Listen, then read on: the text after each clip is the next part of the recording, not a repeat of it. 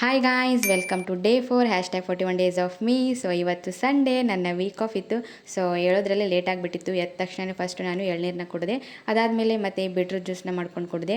So ಹೆಲ್ದಿಯಾಗಿರೋದನ್ನು ಕುಡೀರಿ, ಹೆಲ್ದಿಯಾಗಿರೋದನ್ನು ತಿನ್ನಿ ಮತ್ತು ಹೆಲ್ದಿ ಆಗಿರಿ. ಸೊ ಡೇ ಫುಲ್ ಹೆಲ್ದಿಯಾಗಿರೋದನ್ನು ತಿನ್ನೋಕ್ಕಾಗಲಿಲ್ಲ ಅಂದರೆ ಅಟ್ಲೀಸ್ಟ್ ಡೇ ಅಲ್ಲಿ ಯಾವುದಾದ್ರೂ ಒಂದಾದರೂ ಹೆಲ್ದಿಯಾಗಿರೋದನ್ನು ತಿನ್ನಬೇಕನ್ನೋದಷ್ಟೇ ನನ್ನ ರೂಟೀನ್ ಮತ್ತು ನನ್ನ ಥಿಯರಿ. ಸೊ ಅದಾದಮೇಲೆ ಮತ್ತೆ ನಾನು ಫುಲ್ ಅರ್ಬಿನ ಎಲ್ಲ ಮಡಿಸಿಟ್ಟೆ, ವೀಕ್ ಫುಲ್ ಹಾಕೊಂಡೋಗಿರೋದು.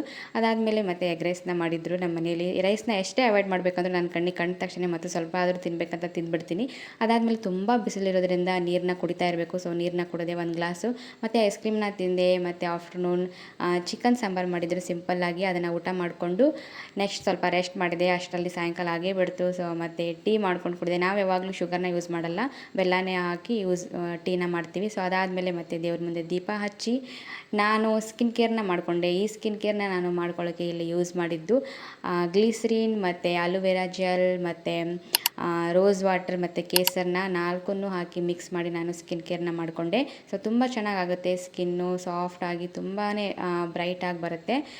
ಸೊ ಅದನ್ನು ಮುಗಿಸ್ಕೊಂಡು ಅದಾದಮೇಲೆ ನಾನು ಮತ್ತೆ ಊಟ ಮಾಡಿದೆ. ಬಿಗ್ ಬಾಸ್ ನೋಡ್ತಾನೆ ಊಟ ಮಾಡಿದೆ. ಊಟ ಮುಗಿಸ್ಕೊಂಡು ನಾಳೆಗೆ ಅಂತ ಕಡಲೆಕಾಳನ್ನ ನೆನೆ ಹಾಕಿದ್ದೆ. ಸೊ ಅದನ್ನು ನೆನೆ ಹಾಕಿಬಿಟ್ಟು ನಾನು ಮಲ್ಕೊಂಡೆ. ಸೊ ಇದಾಗಿತ್ತು ಇವತ್ತಿನ ಡೇ. ಮತ್ತು ನೆಕ್ಸ್ಟ್ ಡೇ ಅಲ್ಲಿ ಸಿಗ್ತೀನಿ. ಬಾಯ್.